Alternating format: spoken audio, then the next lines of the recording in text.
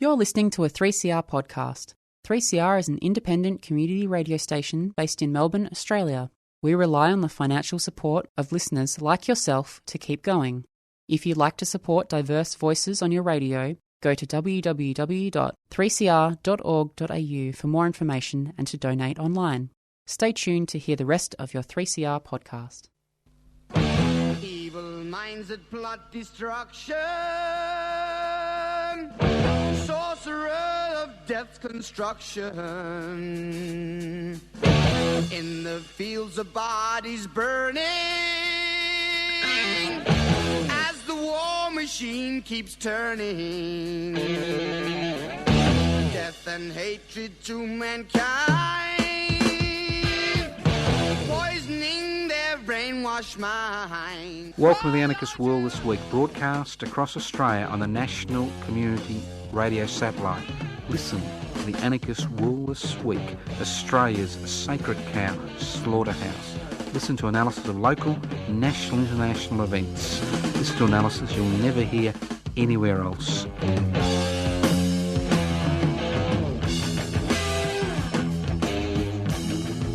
Welcome to the Anarchist World This Week, streaming live on 3cr.org.au.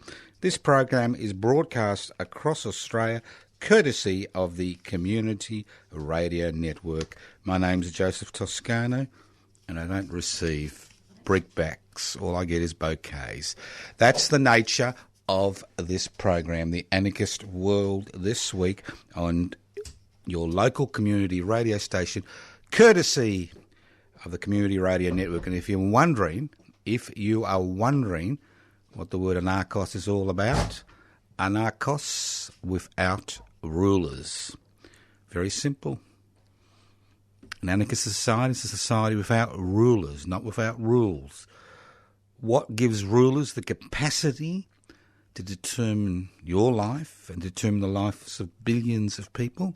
It's inequalities in power and wealth. So the anarchist struggle is the struggle to equalise wealth. I don't mean everybody gets exactly the same, but each according to their needs. And it's the struggle to devolve power. That's share power. Simple concepts, nothing radical about anarchism. I mean, it's really radical to believe in a system of government and life and culture where a few dozen people own half of the assets on this planet. Now, that's really, really, really radical, and it's really, really radical to see a billionaire and a failed billionaire going to fight it out the United States presidency at the end of November. Now, that is radical crap. So if you're a nice, conservative, hard-working, honest person, it's very simple. You're an anarchist. You want to devolve power and share wealth. Now, we've got lots of goodies for you today, but most of them pretty boring. But I did have an experience which I'd like to share with you. Now, when you look around you, there are little things that happen which actually define the type of community you're living. And I was driving up in the northern eastern suburbs of Melbourne a few days ago, and I came across this large childcare centre which was called Little Assets. Little Assets. Isn't it lovely that when our little toddlers in our society are considered to be, dollars and cents, little assets. And then I was about to throw the towel in that afternoon when I sat down for a coffee, and there were two workers, I think they were, road workers, I don't know. But they were a little bit older, a bit younger than me, obviously. And they were chatting about their investments and their share portfolios and their superannuation. And I thought to myself, that's it. Society does have change, and people like you and me have been left behind, because what we've seen in the last 20 years in this country, or 30 years in this country, is a major cultural shift. Not just an economic shift, not just a social shift, not just a political shift, but a cultural shift, where it's all about making a buck. It's all about oiling the wheels of society. It's all about me, me, what I can get out of it, not what I can actually do for the community. So if you're an honest, hard-working person who pays their taxes, does all the right things, welcome. Welcome to the Anarchist World this week. Because like me, you're a loser. Because in a capitalist society which is a corporatised society, where a small number of corporations dominate all aspects of our existence, if you pay your taxes, work hard, look after your family, do the right thing by your neighbours, help to fight the fires, and the list goes on and on. As far as this society is concerned, you are LOSER. The heroes are those who exploit other people's labour, underpay them. They're the heroes. They're the heroes and heroines of Australian society in the 21st century. Now, if you're about to slash your wrists or take an overdose, don't even consider it. That's what they want you to do. They want you to think that change is impossible, that nothing will ever change. And that's why it's so hard in Australian society in the 21st century to organise political and social movements, especially political movements which are about sharing power and sharing wealth. I mean, you can organise political and social movements regarding specific issues, and some of them have been particularly successful over the decades. But when it comes to the fundamental basis of our society, the fundamental aspects, the way it is organised, the way wealth is produced, the way wealth is shared, the way people are treated, there have been no changes, no positive changes towards those that create wealth. None whatsoever. And this epidemic of underpayment or wage theft, whatever you like to call it, is symptomatic of the type of society we have now become, where people are too frightened to open their mouths, even when they're underpaid, and they know they're underpaid because they can lose their jobs because of the lack of protection. Now, it's interesting, isn't it, with this wage theft epidemic, which has embroiled most of our major corporations, including the Australian Broadcasting Corporation. Is it interesting that you never hear about overpayment? You would think that if it was a random act that there would be underpayment and overpayment, but you never hear about organisations like Woolworths saying, well, we've overpaid our workers $300 million, not underpaid them $300 million. But again, this is symptomatic of the type of society we have become. I'll give you another example, what's symptomatic. Now, I don't usually get sick. I mean, not physically. I'm not talking about physically. I'm sick every day. I've got to get up and face this. But I don't normally sick about what actually happens. But I could not believe the reaction or the lack of reaction to the federal government carrying on about organisations who've got till the 30th of June to actually join the register to compensate individuals who've been sexually abused by institutions over the decades.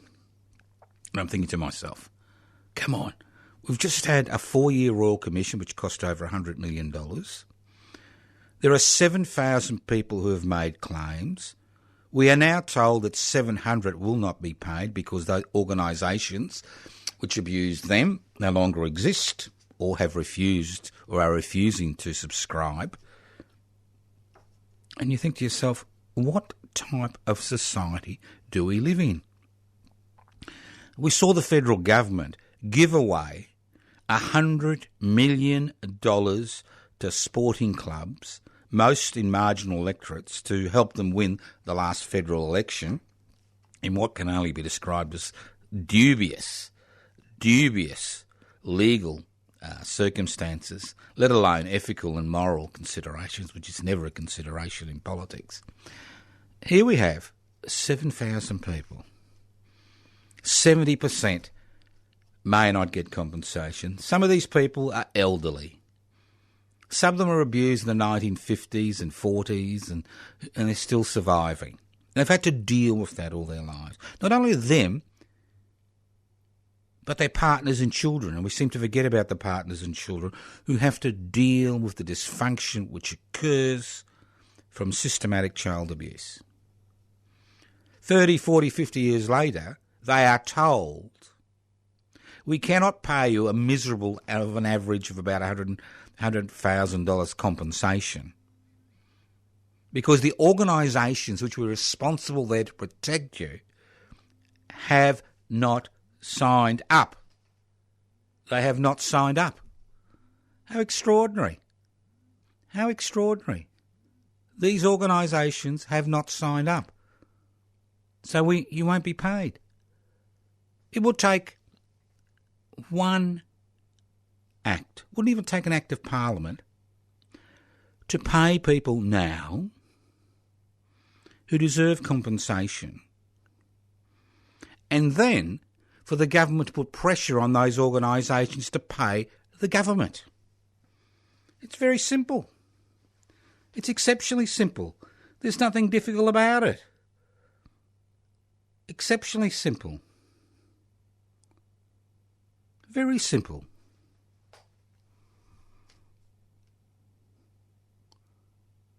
Very simple. And again, this is an indication of the type of mentality which highlights the type of society we have become. We are quite happy to accept the fact the government rorted taxpayers' money in order to get re-elected, and quite happy to accept the fact as a society, well, you know, if these organisations won't pay up or won't sign up, that people who have been let down by the system at every level and by society itself, that we won't pay them directly and then put pressure on the organisations to pay up. What an extraordinary society we have become. It's just extraordinary. Let's move on another level. Housing affordability. It's all the rage, isn't it? Big words. Housing affordability. What does it mean? It means being able to pay a mortgage or pay a rent or get into the housing market and have a roof over your head. All right? That's all housing affordability means. So what type of society have we become in the last 30 to 40 years during the famous, the deregulation, privatisation, globalisation, corporatisation revolution? Okay, let's have a look at it. Now, 40 years ago,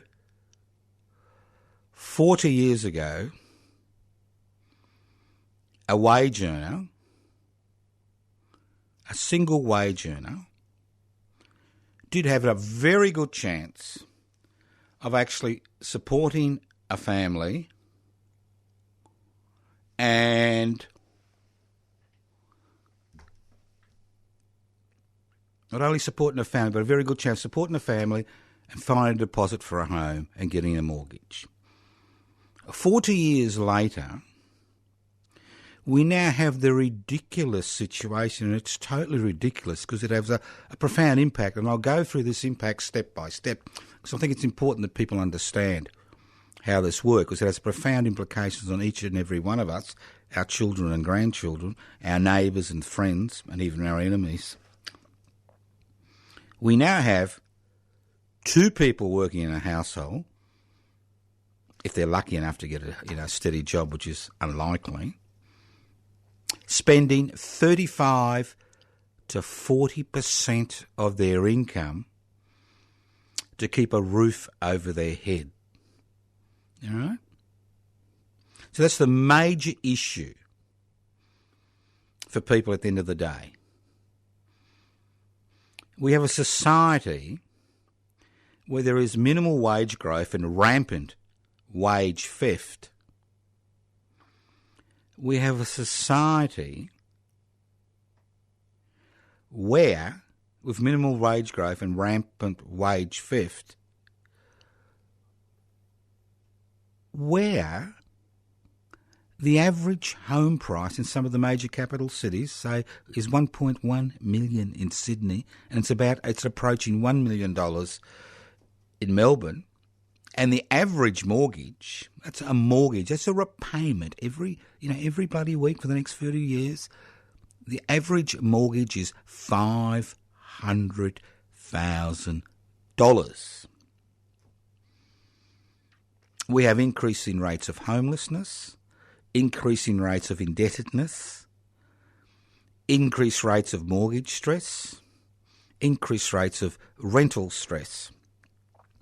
And all governments at all levels can say is more of the same. We need more privatisation. We need more deregulation. That's all they can say, week after week after week after week, year after year, year after year. That's all they can say. They can't seem to say anything else. Just extraordinary. It is just extraordinary. So, what can we do about it? Well, we can work hard in underpaid, insecure jobs for the rest of our lives in order to meet mortgage and rental repayments. We can sacrifice ourselves on the altar of mammon, making increased profits for a shrinking number of people and corporations, or we can fight back. And I'm not talking about revolutionary change. I'm talking about mild reform. Mild reform. It's very simple. It's no big deal. Mild reform.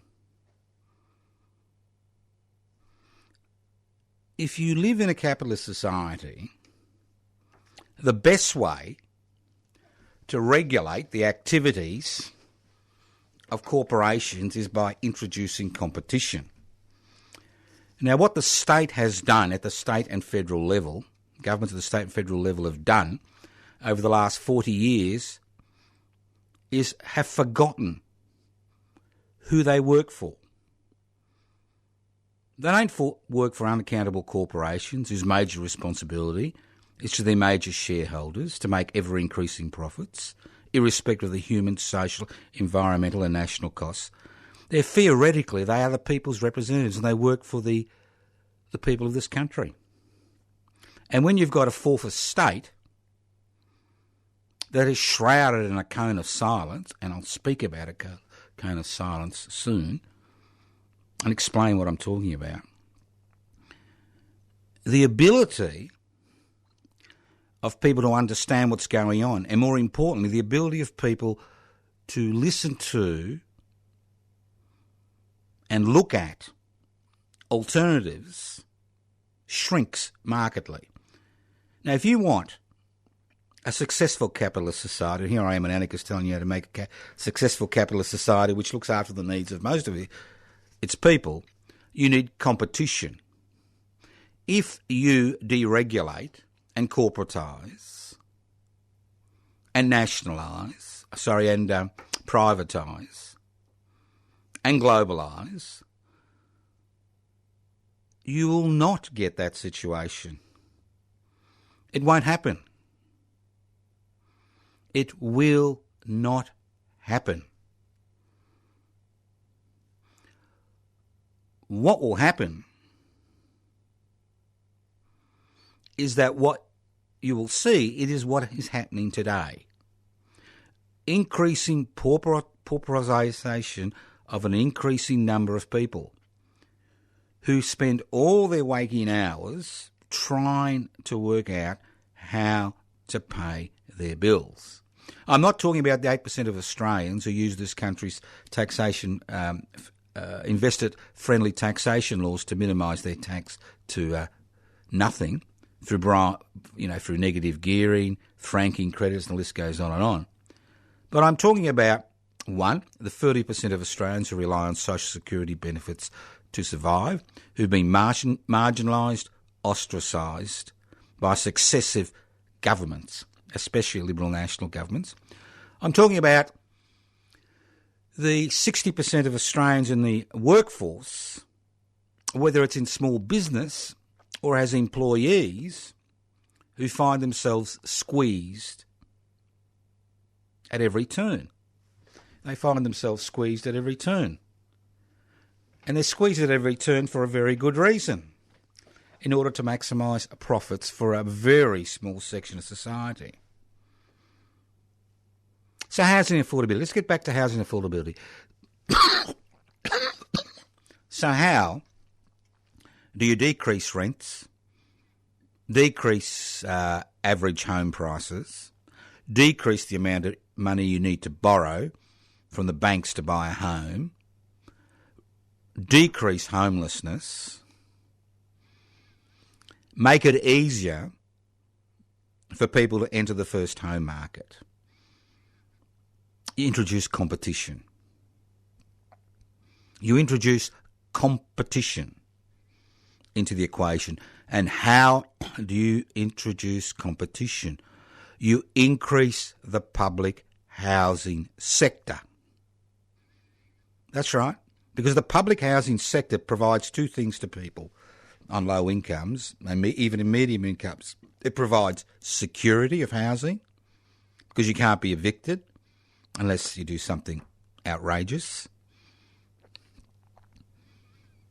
And two, it allows your children, if you have children, and yourself, to be actually able to develop community relationships with the organisations in your community, because you're not moving from community to community to community as your housing needs become more acute.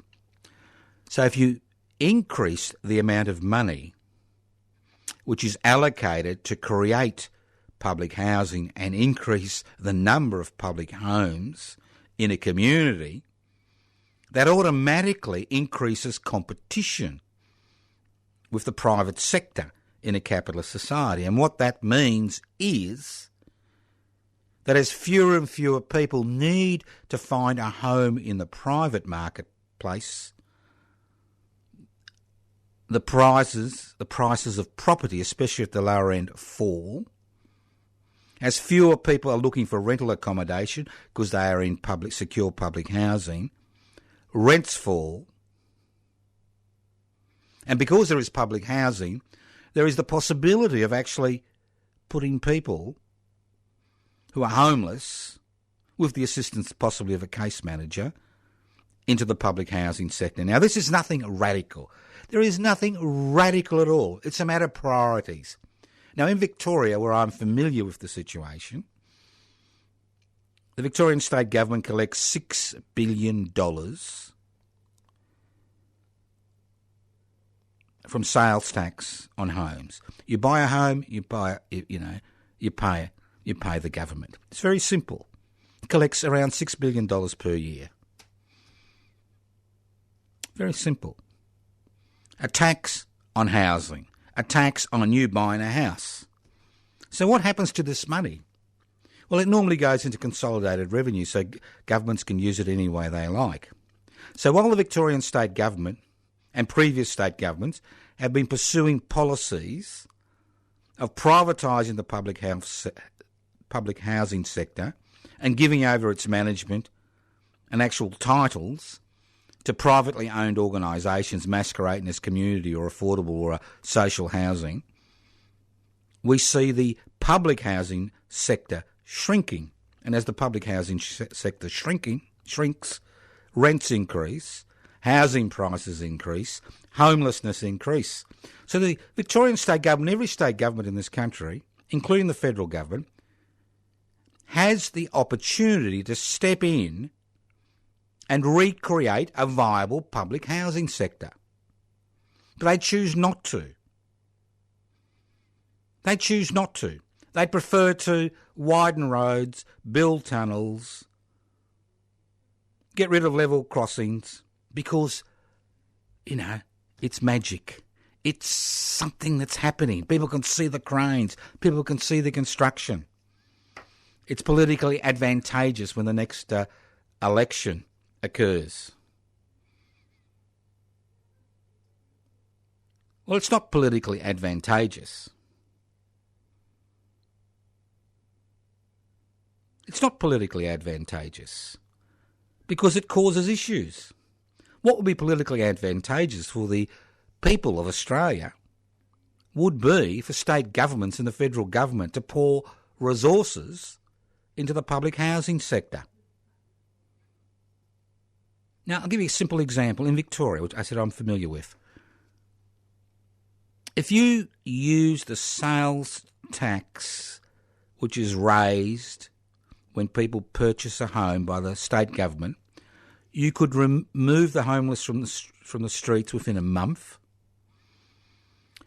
You could remove the waiting list within a year, and you could house 1 million Victorians in public housing within a decade. That would be about 15% of the population. And you don't need to wait on expensive building programs. You can do that through spot purchasing. Very simple. And what spot purchasing means is buying established homes and units around the state, around the country. So you don't create ghettos of people with issues living cheek by jowl. People become part of communities. You don't need a PhD. You don't need to be a member of Mensa to actually come up with these solutions. This is a viable, practical solution within a capitalist society of increasing the public realm in order to compete with the corporate sector, in order to provide alternatives for people, in order to provide services for people. And we've seen the public sector disappear and continue to disappear in every sphere of activity in this country. And we are now paying the price for those seeds, those privatisation seeds, which were sown on barren ground. You listen to The Anarchist World this week, broadcast across Australia via the Community Radio Network. This program is streaming live on 3cr.org.au. That's 3cr.org.au. My name is Joseph Toscano. If you want to pursue the public housing ideas, I recommend 2 Facebook pages, Defend and Extend Public Housing and Public Housing Everybody's Business. That's Defend and Extend Public Housing and Public Housing Everybody's Business. You're listening to The Anarchist World this week, broadcast across Australia via the Community Radio Network. I mean, it's the same story in aged care. We've got a Royal Commission which put out an interim report on the poverty of aged care in this country. And this has occurred, 100% occurred, because of the privatisation of the aged care industry. It has been government policy to privatise aged care in this country for the last 2 decades. And what we've seen is large corporations move into the area and maximise their profits at the expense of people who need care. It's very simple. People who've worked all their lives, people who've contributed, people who've paid their taxes, people who've obeyed the law, people who've been a silent majority, the good citizen, who's done all the right things, unlike you and me, because we tend to open our mouths and tend to protest and tend to demand change. But these are the good Australians. You know, we're the bad Australians, they're the good Australians. And what happens at the end of their lives? They are treated worse than cattle being sent to an abattoir to be slaughtered. They are seen by corporations which dominate the aged care sector because of the privatisation agenda of successive governments. They are seen as cash cows to be milked of every cent before they die, and if they're milked of every cent before they die, to be evicted. It's that simple. You want your teeth brushed, an extra $1.25. Just look at the contracts. Some of them go into hundreds of pages, monetarising every little aspect of that care. You've got some situations where people are paying $4,000 to $5,000 a week to obtain care. So what's the idea?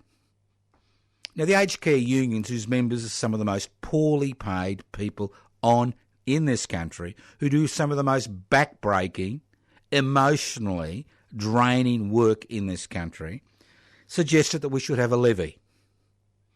So at least the workers get paid properly and there's enough staff to provide for the needs of aged care people, of ageing population. And that population is ageing. And where does this levy go? It will go into the pockets. Into the pockets of private corporations.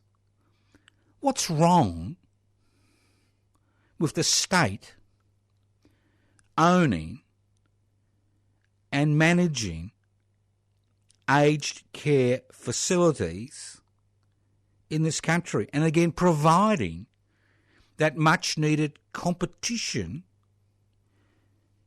in society to the private sector? Because if there's no significant public aged care, there is no competition. If there is no competition, you'll find that the corporate sector, whose main responsibility isn't to the people they look after, but it's to their major shareholders, will then maybe decrease their prices or go out of business. It's very simple.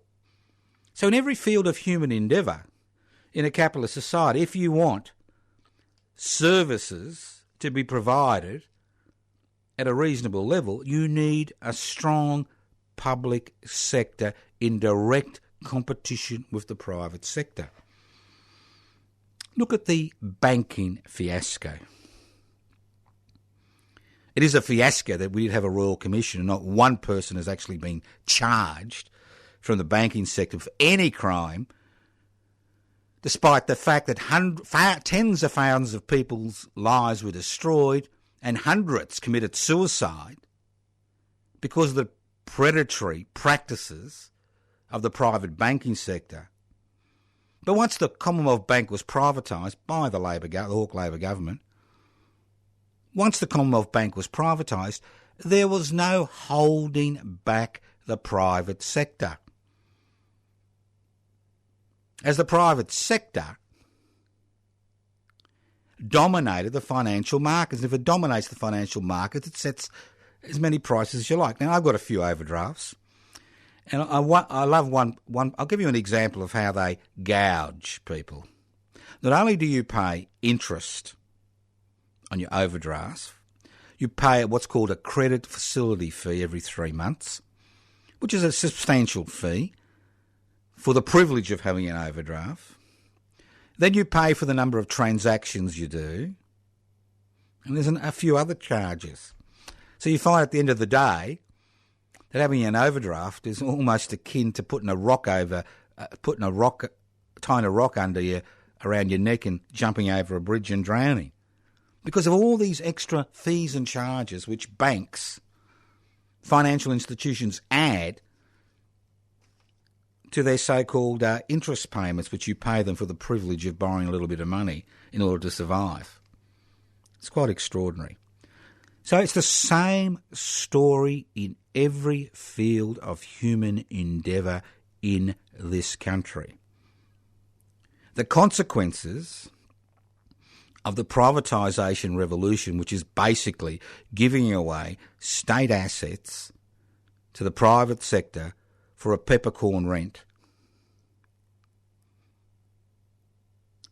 The consequences of deregulation, which means removing rules and laws which protect people from exploitation. The basic consequences of corporatisation, which means when you walk into a shopping centre, I can assure you that 95% of the businesses in those shopping centres are owned by corporations or franchises which are sold by corporations. There is no role for small business in this country. None whatsoever. And it really sickens me to the core when I hear politicians, especially Liberal National Party members, say that small business is the engine room of the economy. They have allowed, and small business is to blame to a large degree, they have allowed themselves to be almost eradicated from the commercial sector and left on the fringes and the margins. So it's no accident if you walk into a shopping centre in Darwin and you walk into a shopping centre in Adelaide or a shopping centre in Perth or any shopping centre in this country, it is the same corporations which dominate the marketplace. And that is what is called corporatisation. It is the destruction of small business. No wonder so many small businesses close. Not only do they have to deal with onerous local government legislation, state government legislation, but a federal government which in no way protects small business from the predatory behaviour of corporations. It's the same in the farming sector. I mean, we always get the crocodile tears story about the farmer that's going bankrupt. And the main reason the farmer is going bankrupt, apart from being squeezed by large corporations if they produce something which needs to be sold in this country, the main reason is because agribusiness dominates the sector and makes it almost impossible for small farmers to survive. And we have the agribusiness party masquerading as the National Party, pretending to look after the interests of small business. So everywhere we look, everywhere you and I look in this country, we see the domination of the economic sector, and I am concentrating on the economy today, the economic sector, by a shrinking number of people who are maximising profits, whether it's through wage theft, whether it's through deregulation, removing workers' rights, hard-won rights they have won over decades, whether it's through privatisation, whether it's through allowing corporations to dominate the economic sector, whether it's through globalisation, and globalisation, the biggest furphy we've ever seen. It's very simple. You sign a free trade agreement. You allow other countries to dictate your economic policies, to dictate your health system, to dictate the type of society you are. It's very simple. I mean, as I said last week, 1 in 6, 1 in 7 workers in this country are temporary workers. And I don't blame the temporary workers for being here. Good luck to them. What I blame is successive governments that have deregulated the workforce to such a degree in order to, very simply, destroy the ability of a shrinking number of trade unionists to actually act collectively on behalf of those members. And those few trade unions that have got enough members to actually continue to fight for their membership, we see successive attempts by governments to legislate them out of business. And we see the crossbenchers in this country jumping on the government side, as if the greatest threat to the Australian economy is a collectivised or a trade union movement working collectively for the interests of their members. I mean, the greatest threat to this country's economy, as we have seen, is low wage growth, which is due to the fact that trade unions have been legislated out of existence. That people cannot take unprotected industrial action or be involved in boycott campaigns without substantial financial penalties which will bankrupt them. It's just extraordinary. Let's move on. I could go on and on, but you know the score. Look, if you're tired of this garbage, if you're tired of being a victim, if you're tired of being kicked around, I was going to say cooked, cooked in this cauldron. If you're tired of jumping up and down and nobody listening to you, I do recommend very strongly to join public interest before corporate interest. I mean, it's something I've been involved in 2015. I was a foundation member. We hope to register as a federal political party sometime this year. Application is easy. Download the application form from pipsy.net. Haven't got a computer? Give me a ring. 0439 395 489. 0439 395 489. Give me a ring. Okay? Give me a ring. I'll send out some application forms. You haven't got a phone? You can always write to Post Office Box 20, Parkville 3052. If you're going to do one thing this year, one thing, I recommend strongly that you join public interest before corporate interest. And talking about public interest before corporate interest, in Wonthaggi in Victoria, the Unemployed Workers Union is conducting a public forum in a public meeting at the Wonthaggi Town Hall.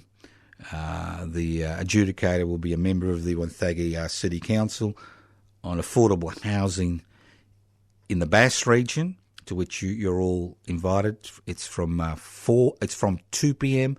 to 4 p.m. There'll be 3 speakers and then forum and discussion. Okay, forum and discussion after the 3 speakers. There's Jessica Harris, who represents the Unemployed Workers Union, who have organised the meeting.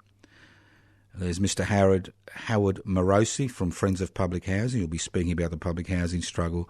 And there's yours truly from Public Interest Before Corporate Interest. So you've got nothing to do. You live in that part of the world. You're listening to this program in that part of the world. Well, come along, Wonthaggi Town Hall, 2 p.m.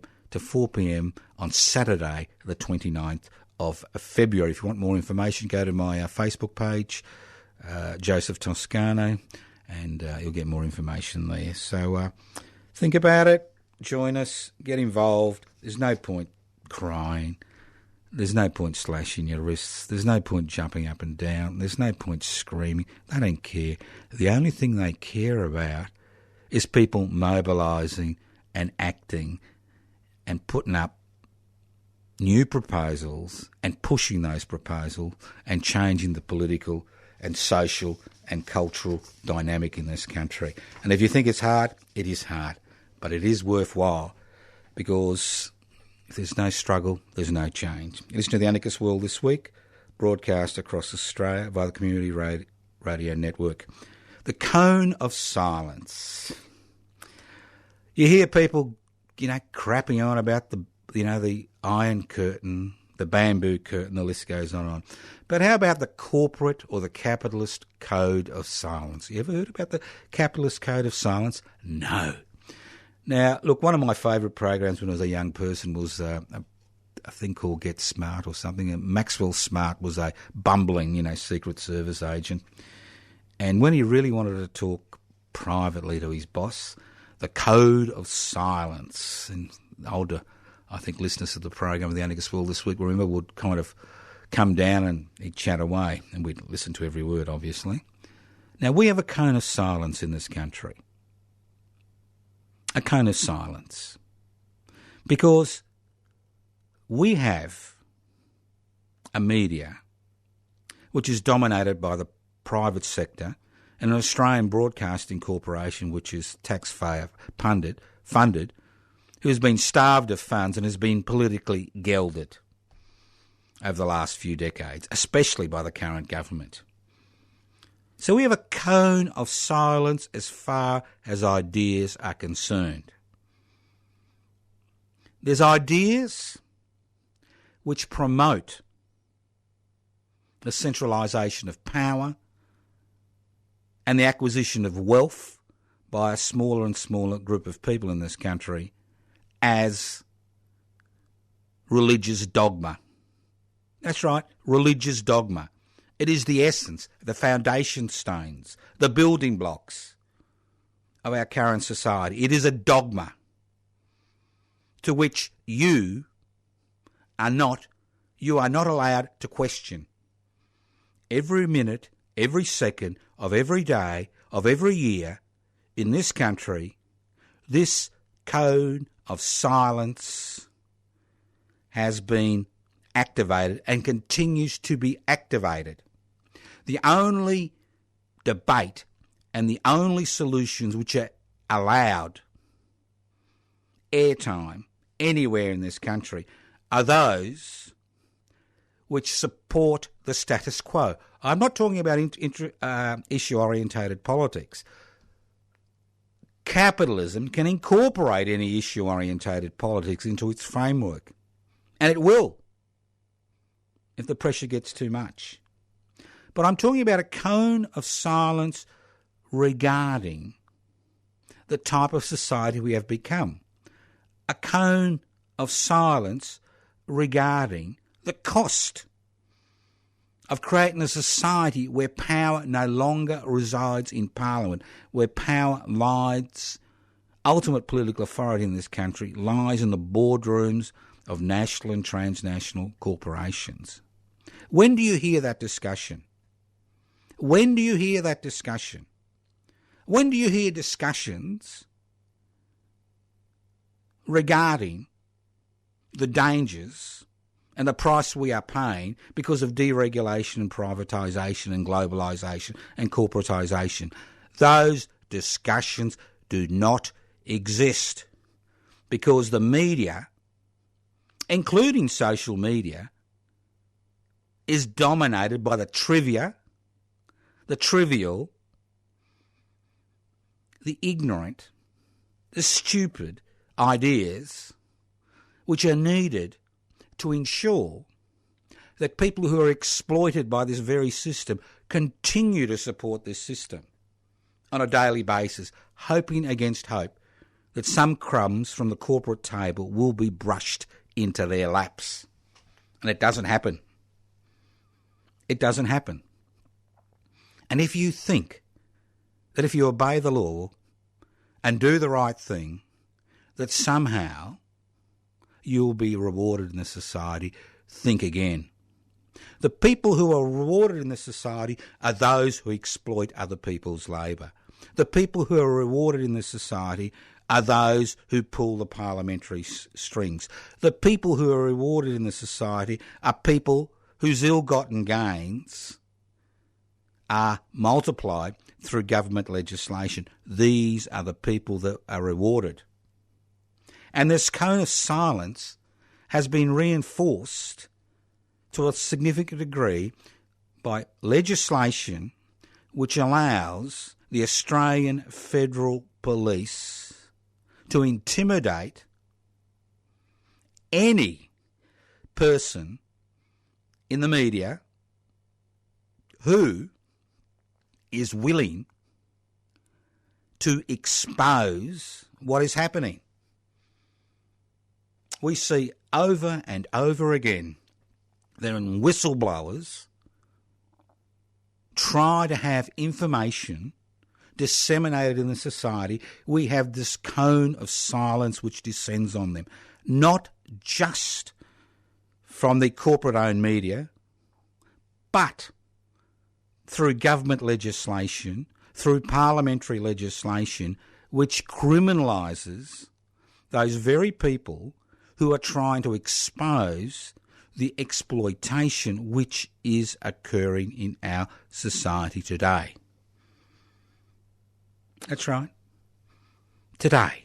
They're very good at singling out an individual and harassing that individual, but they're not very good at actually looking at the system as a whole or giving people who have something to say regarding that system any time.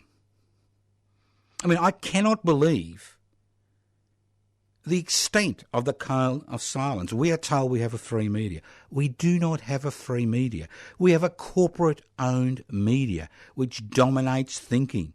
And if people think that the legacy media is dead and it's all about social media, I mean, Mr Murdoch continues to pour money into the Australian, a newspaper that has been in this country for over 50 years and never made $1 profit, because he understands, and the people running his empire understands, that the political influence these newspapers have not just on politicians, but on the debate of the day in an era where the 24-hour news cycle demands constant content. In an era where the agenda for the day is not set by television, it is not set by radio, it is not set by social media, which is essentially a reactive organism which reacts to what's happening. It is not set by the Twitter stream. The agenda of the day, it continues to be set by the legacy media, which the electronic media and the World Wide Web then feeds off. So this cone of silence in this country is much more effective than the Berlin Wall or the Iron Curtain or the bamboo curtain. Much, much, much, much more effective because it restricts the possibilities that people can canvass to address significant social, political and social issues which are occurring. That's what it does. That's what it's about, addressing those issues. And if there are no alternatives, if alternatives do not receive any oxygen or are starved of oxygen or are kept outside the tent or are removed by, a self-imposed cone of silence, one by the corporate-owned media, which you would expect, but also the government-gelded ABC, because it no longer has the capacity to raise issues outside its day-to-day activities. So think about it. Think about this cone of silence, how there is no debate, no discussion regarding viable alternatives. Simple alternatives like public housing. Simple alternatives like reintroducing a people's own bank. Simple alternatives. No discussion ever. You listen to The Anarchist World this week, broadcast across Australia via the Community Radio Network. This program has been streaming live on 3cr.org.au. That's 3cr.org.au. The program is podcast. That's right, it is podcast. You can access the podcast by going to 3cr.org.au. Send the podcast, alert your friends to the podcast. And remember, you want to get involved? Join public interest before corporate interests. We're on the threshold of registering as a federal political party. At least that's what they hate. They hate people with ideas challenging them in their own arena. They don't mind you throwing rocks because they put up their shields. But when you're in there, they worry. Think about it. Join Pipsy. Download the application form, pipsy.net. You want to find out what's going on? Go to my personal Facebook page, Joseph Toscano, or Toscano for the Public. Facebook pages, Defend and Extend Public Housing. Public Housing, Everybody's Business. Web pages, Pipsy, pibci.net,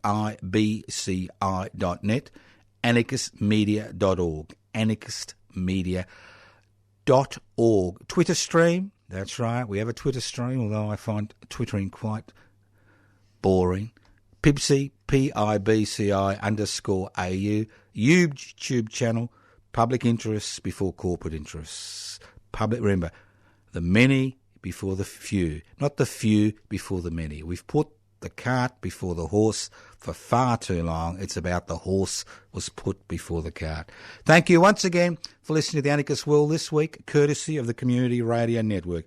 This program has been streaming live on 3cr.org.au. The program is heard across Australia, courtesy of the Community Radio Network. Listen in to The Anarchist World this week, next week, and more important than listening in, get involved. I don't care what you get involved in. Get involved.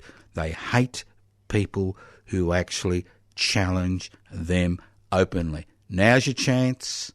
Now's your chance to do something about it. Join Pipsy, join your local activist group, join an issue-orientated campaign. But whatever you do, do not sit down and get click activism. It's a terrible thing. That forefinger gets really, really sore. Thank you once again for listening to the Anarchist World this week on your local community radio station. Listen in next week, courtesy of the Community Radio Network. My name is Joseph Toscano. Phone number 0439 395 489. Postal address, Post Office Box 20, Parkville 3052. Email anarchistage@yahoo.com, pipsy.net. Thank you once again for listening to the Anarchist World this week, courtesy of your local community radio station. Evil minds that plot destruction, sorcerer of death's construction. An analysis you'll never hear anywhere else. Anarchist World this week, Australia's sacred cow slaughterhouse, 10 a.m. every Wednesday. Listen to the Anarchist World this week for an up-to-date analysis of local, national and international events.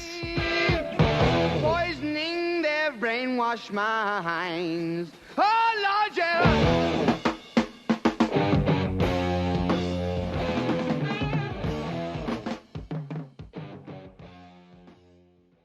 You've been listening to a 3CR podcast produced in the studios of independent community radio station 3CR in Melbourne, Australia. For more information, go to allthews.3cr.org.au.